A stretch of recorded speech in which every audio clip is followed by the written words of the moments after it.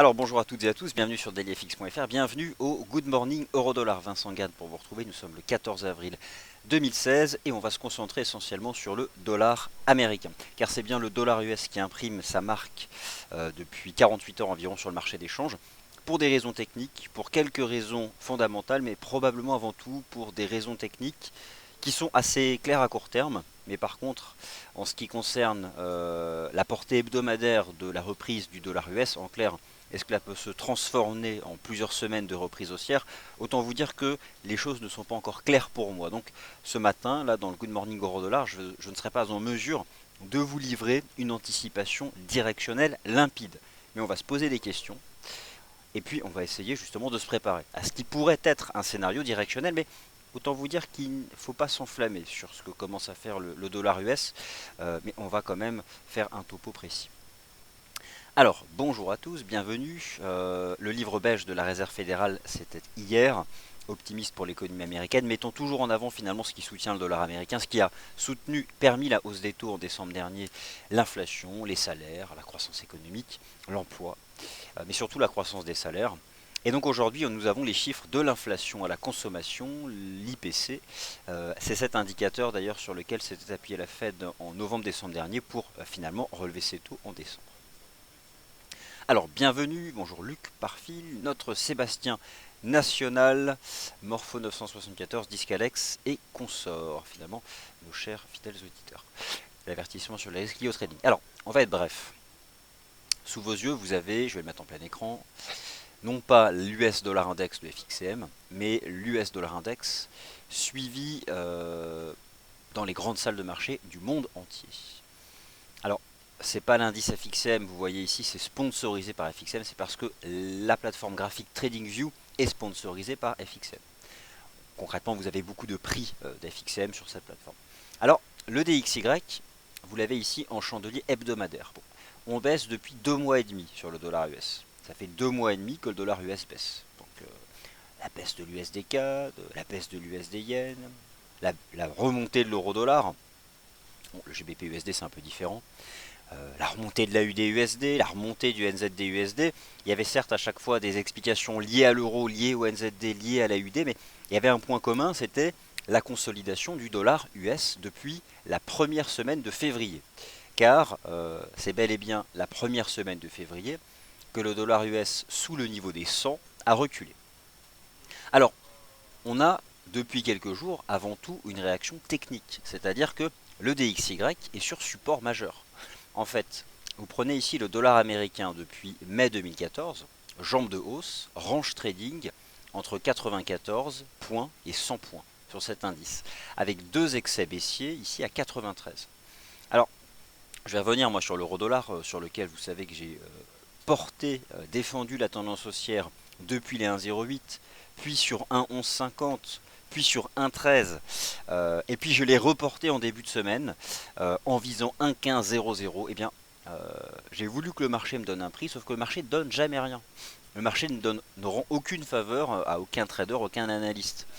Le marché, c'est même pas une personne. Bref, 1,1464, voilà le point haut que le marché a donné.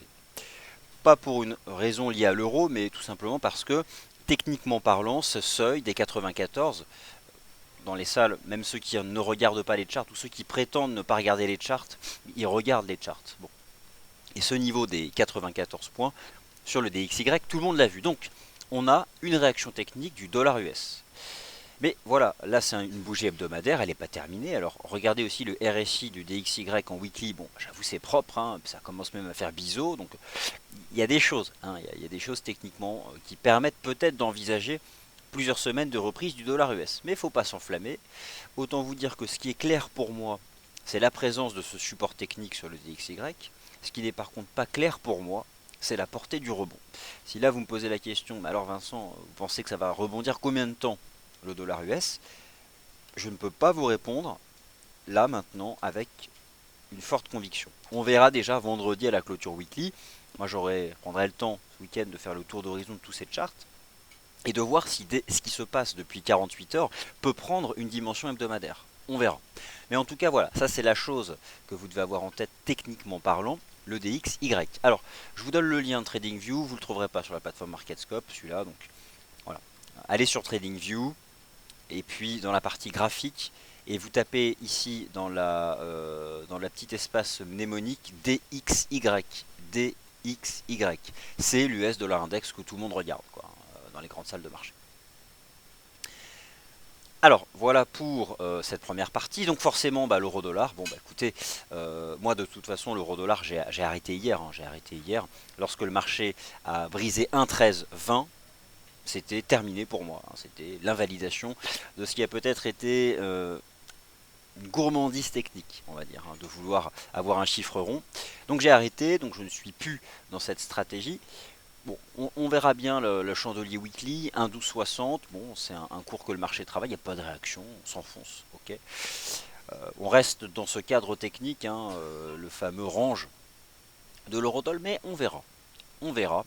Là, j'ai rien à vous proposer depuis hier, en fait, hein, depuis mon ultime stratégie 1,1320, stop 20 points, stoppé en 2 heures. Au moins c'était clair comme message. Et depuis, eh bien ça glisse, ça glisse. Alors on verra, il y a des seuils, hein, mais il y a des supports un peu partout, donc on verra bien ce que fera. Mais bon là, prix momentum, ils avancent ensemble et ça baisse. Ok, voilà, très bien, ça baisse. Mais jusqu'à où j'ai pas la réponse. Après, dans l'immédiat, il y a un niveau là, à 1,1220. Bon, le marché il a envie d'aller chercher, quoi, on va dire. Alors, le GBP USD, un focus un peu plus précis, et on parlera de l'euro GBP aussi. Aujourd'hui, c'est la Banque d'Angleterre. Alors attention parce que généralement, la dernière fois que la Banque d'Angleterre a pris une décision de politique monétaire, elle a fait rebondir le GBP. Pourquoi? Parce qu'elle a cherché à rassurer quant au Brexit. Après, je ne sais pas quelle sera son approche aujourd'hui. Sachez simplement une chose, c'est que le GBP USD est en congestion de 400 points depuis plusieurs semaines. 1,4050, 1,44. Potentiellement une sorte de triangle ici, mais je ne vais pas m'emballer, c'est pas forcément un triangle de continuation, ce n'est qu'un range. Donc ce qui est certain, c'est que je pense qu'aujourd'hui on va quitter le range. 1,4050, 1,44. Que peut-il se passer avant la Banque d'Angleterre? Je pense que là on va aller chercher un 40,50. En matinée, en session européenne avant la Banque d'Angleterre, tout comme l'eurodoll qui a envie d'aller chercher ses 1,12-20 dollars, eh bien je pense que le GBP USD peut aller chercher ses 1,40-50 dollars. Après, c'est l'enjeu du jour, quoi, hein, c'est sortir de cette compression. Le NZD USD, alors potentiellement double top sous 0,6950, on verra, mais en tout cas ça passe pas, clairement ça ne passe pas. On était sur support, alors moi je vous ai proposé une stratégie d'achat lundi pour viser 0,6950, bon, on a fait 0,6950, et hier autant j'ai vraiment reconnu l'échec de mon ultime stratégie sur l'euro dollar, autant donc lorsqu'on est transparent sur ces échecs, on peut aussi mettre en avant des stratégies de trading qui fonctionnent. Je vous invite à clairement prendre vos bénéfices sur 69,50, qui était l'objectif de cette stratégie positive depuis la moyenne mobile simple à 20 jours sur le NZD USD. Alors notre ami le dollar australien qui ne lâche rien, en effet, des bons chiffres publiés la nuit dernière sur le marché du travail australien permettent à l'AUD d'afficher sa force, en tout cas de résister à la force du dollar US depuis 48 heures.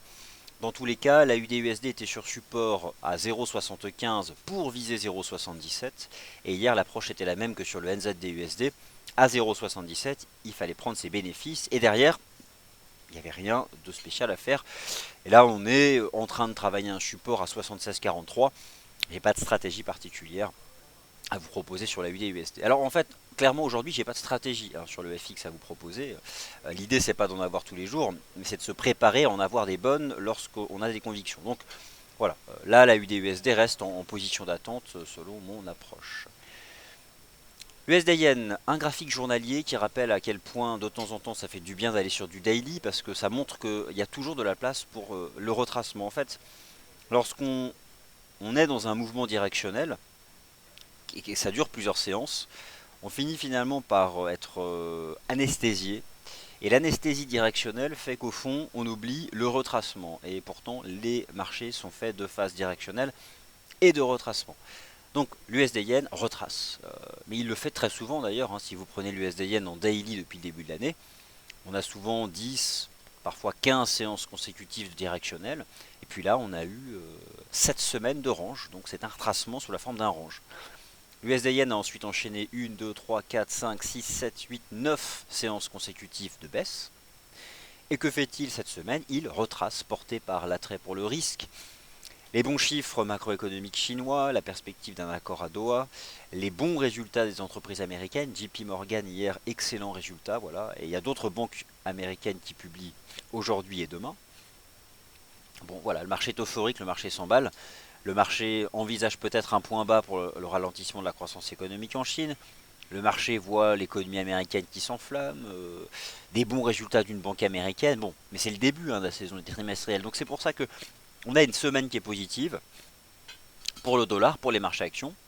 Voilà, mais faut faire attention. Lorsque les US s'approchent de leur sommet historique, faut, la portée hebdomadaire pour moi reste incertaine. Par contre, cette semaine, je vous l'accorde, il y a du vrai directionnel. Donc l'USD Yen en retracement, jusqu'à où? Aucune idée, mais clairement, il y a complètement la place pour un pullback. À l'époque, lorsqu'on avait cassé 116, on pouvait faire un pullback à 116, on s'est arrêté à 115. Bon, le dernier signal de vente, c'était la cassure des 111,30. Bon, bah, le marché peut bien aller chercher 110, voire 110,50. Rien ne s'y oppose sur le plan des mouvements de prix. Bon, ça c'est du daily, donc aujourd'hui je prends le recul des graphiques daily, une fois n'est pas coutume, étant donné que les émissions sont fréquentes et qu'il y en a pas loin de 10 par jour, je pense qu'on peut là prendre le temps de regarder un peu le daily. Et l'USD CAD, eh bien écoutez, l'USD CAD c'est comme l'USD Yen, c'est le retracement. Alors forcément un graphique H1, bon bah un graphique H4, on peut avoir, mais en D1, bon bah voilà, je me mets en D1 sur l'USD4 depuis début de l'année. Impulsion, retracement, impulsion, retracement, impulsion, retracement. L'USD4 vient de subir 3 séances consécutives de baisse, et là actuellement il n'a même pas retracé 30%. Le signal de vente avait été donné sur la base des cours de clôture, parce que ce sont les cours de clôture qui donnent les signaux de trading, à la cassure des 1,2964. Pour l'instant, il s'agit d'un retracement en direction des 1,2964. Alors, bon, bien sûr que là c'est la partie USD qui est en soutien, la partie CAD ce sera le week-end prochain à l'ouverture du marché d'échange.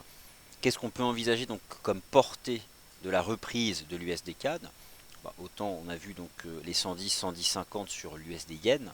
Bon, bah, sur l'USD CAD cela peut nous donner du 29,64 sur la base de ce graphique journalier. Alors ici, l'information ne saute pas aux yeux en bougie japonaise. Je passe juste en cours de clôture pour vous montrer qu'en cours de clôture, on était donc sorti par le bas d'un triangle rectangle descendant et que 1,2964 c'est juste la base. Donc cela peut être, au moment où je vous parle, encore un simple retracement pullback. Forcément, si on réintègre la figure, ce sera différent. Mais pour l'instant, c'est ce que fait le marché, un retracement pullback. Alors, je parle de l'euro GBP maintenant parce que c'est quand même aujourd'hui la Banque d'Angleterre. Techniquement parlant, ça reste haussier l'euro GBP. C'est vrai que c'est propre.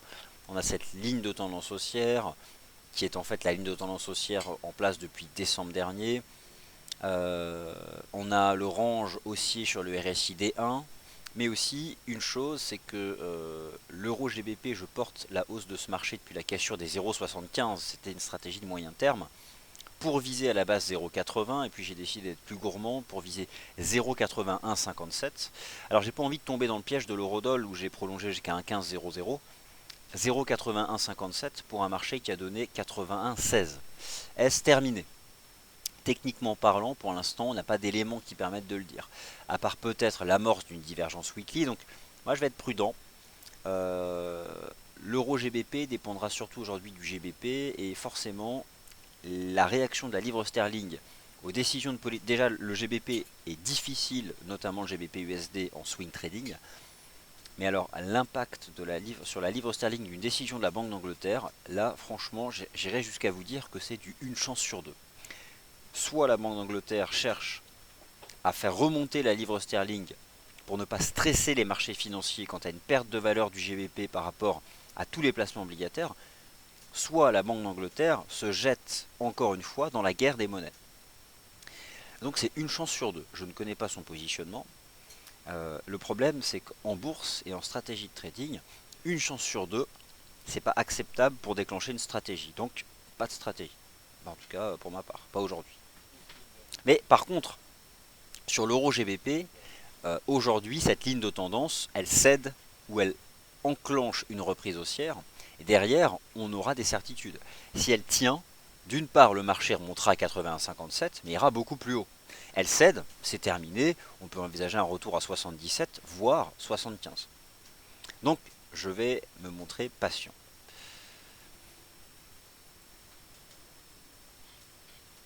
Alors, écoutez, voilà, j'ai fait le tour d'horizon des charts, je remets ce graphique du DXY et je me dirige vers vos questions. Alors, bonjour à tous, je poste tous vos commentaires. On me demande l'AUD NZD. Sébastien, notre Sébastien National, qui est présent. Alors, blague à part, euro-dollar, j'ai shorté hier sur cassure du nuage H4.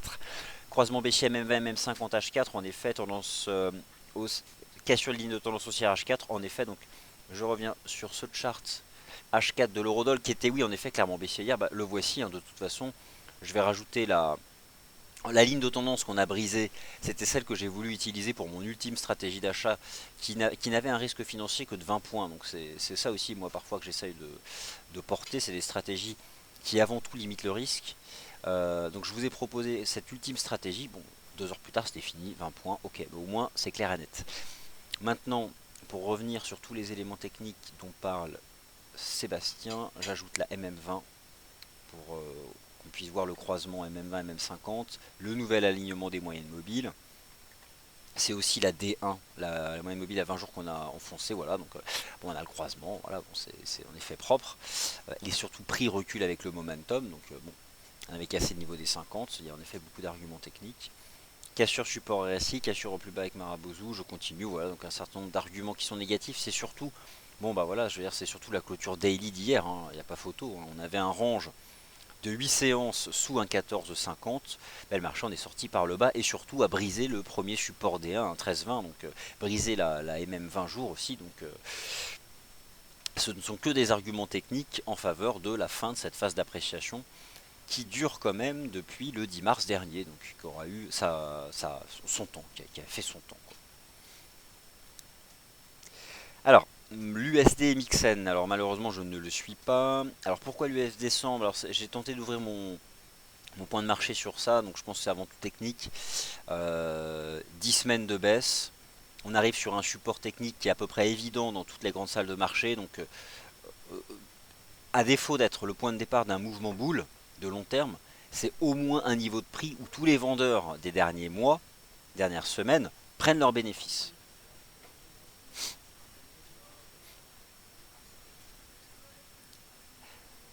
Alors je reviens donc sur l'USD CAD.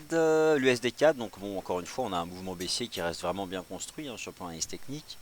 Alors qui a une certaine maturité, hein, je me mets en données weekly.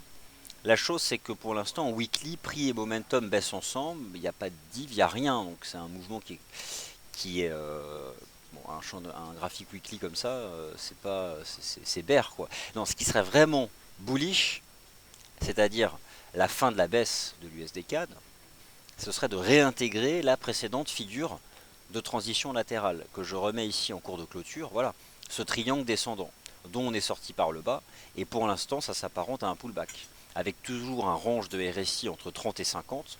Donc je vais me baser sur ces deux choses. Ce qui serait haussier, ce serait de réintégrer 29,60 et de voir le RSI D1 franchir les 50.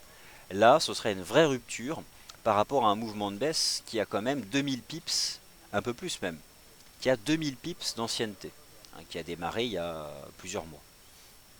Mais pour l'instant, bon, bah, en D1, il n'y a rien d'exceptionnel, hein. Pullback, retracement, tout ce que vous voulez. Alors, on me demande mon avis sur les indices boursiers, le gold. Alors ça, ce sont des actifs, c'est promis, je vais les couvrir, mais pas tout de suite. Ce sera dans le morning meeting. Et puis avant ça, il y a quand même l'émission de 10h30. Alors, en effet, il y a donc le week-end prochain, Gilles, la réunion à Doha, avec forcément un gap sur le prix du pétrole à l'ouverture du marché des matières premières en Asie. Et de la même façon, l'impact sera évident sur le dollar canadien. J'envisage pas en fait une ouverture des paires en dollars canadiens autrement qu'en trou de cotation. Par contre, dans quel sens, ça dépendra de l'accord. Et surtout de qui signe ou pas. Mais honnêtement, l'événement est tellement attendu que forcément, il y aura un trou de cotation. Je vois mal le marché ouvrir à peu près au même prix que la clôture de vendredi. À moins d'avoir vraiment une difficulté à interpréter l'accord, mais je pense qu'on aura un message clair dans l'un sens, dans le sens ou dans un autre.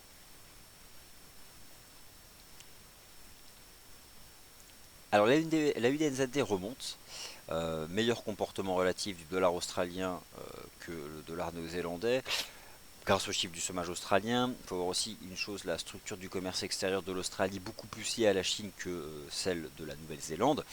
Alors l'idée, comme vous le montrait Sylvain, c'est que on surveille énormément ce graphique parce que potentiellement, à moyen terme, le jour où on brise un 14, bon derrière c'est l'énorme figure de creux quoi. Et en effet, un potentiel de 800-900 pips. Donc ça fait partie des charts à surveiller pour des stratégies de moyen terme. Euh, L'idée par contre c'est que là on a probablement une possibilité de remonter chercher un 14, de revenir tester la ligne de coup. Donc on verra.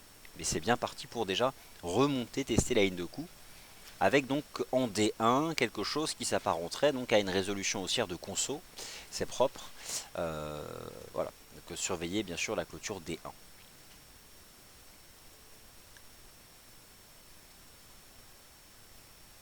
Alors l'USD CHF, ça c'est une bonne question. Toutes les questions sont bonnes, mais l'USD CHF c'est une bonne question parce que c'est plus ou moins l'eurodoll à l'envers et on teste là aussi un niveau très important, ce niveau des 96,60. Voilà, c'est important de parvenir à le reprendre en weekly chart. Donc on verra, mais ça ressemble aussi beaucoup au DXY, hein. Je vous le montre ici, USD CHF, la zone de support, et voici ici le DXY. Donc pour résumer, et puis l'émission va s'arrêter là, il y a donc une reprise du dollar US après 10 semaines de baisse pour des bonnes raisons techniques, le support à 94 points du DXY, qui est vu dans toutes les salles de marché, même ceux qui ne regardent pas les charts, je vous garantis qu'ils l'ont vu, ou on leur a dit très fort. Euh, Quant à la portée de cette reprise, les choses ne sont pas claires pour moi. Elles le sont sur une base journalière, elles le sont sur cette semaine. Sur une base hebdomadaire, à savoir les prochaines semaines, je manque encore d'informations, mais c'est promis, dès que j'ai la conviction et dès que je bénéficierai des clôtures weekly, vous aurez à nouveau de ma part un point de vue directionnel tranché. Voilà, merci d'avoir assisté à l'émission, d'avoir participé et d'avoir posé des questions. Le prochain point c'est 10h30 sur les matières premières. Et quant à moi, je vous donne rendez-vous à 11h pour le morning meeting avec un gros focus indice boursier. Merci à tous et à tout à l'heure.